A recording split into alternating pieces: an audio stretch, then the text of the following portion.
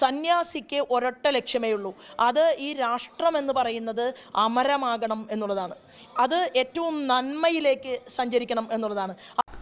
എന്തൊക്കെയാണ് ശോഭേച്ചി പറയുന്നത്? ആർക്കും മനസ്സിലാവാത്ത കാര്യമാകുമ്പോൾ എന്തു പറയാലോ അല്ലേ?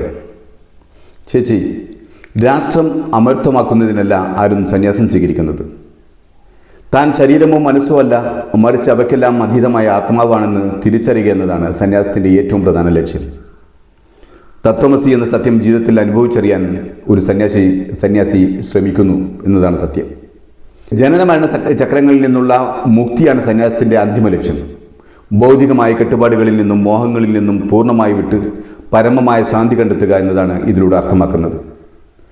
സ്വാർത്ഥമായ താല്പര്യങ്ങൾ വെടിഞ്ഞ് ലോകത്തിലെ മുഴുവൻ ജാലങ്ങളുടെയും നന്മക്കായി പ്രവർത്തിക്കുക എന്നത് സന്യാസത്തിൻ്റെ ഭാഗമാണ്. സ്വന്തം കുടുംബത്തിന് വേണ്ടി മാത്രം പ്രവർത്തിക്കുന്നതിന് പകരം ലോകത്തെ മുഴുവൻ ഒരു കുടുംബമായി കാണുക എന്നതാണ് ലക്ഷ്യം. അങ്ങനെയുള്ളവർക്ക് എന്ത് രാഷ്ട്രം? ഭക്തിയിലൂടെയോ ജ്ഞാനത്തിലൂടെയോ കർമ്മത്തിലൂടെയോ ദൈവവുമായി അല്ലെങ്കിൽ പ്രപഞ്ചശക്തിയുമായി ഒന്നാവുക എന്നത് സന്യാസ ജീവിതത്തിൻ്റെ കാതലാണ്.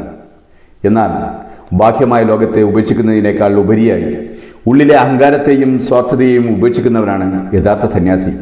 ഇനി പറയൂ, സന്യാസിയുടെ ലക്ഷ്യം രാഷ്ട്രത്തിൻ്റെ അമരത്വമാണോ?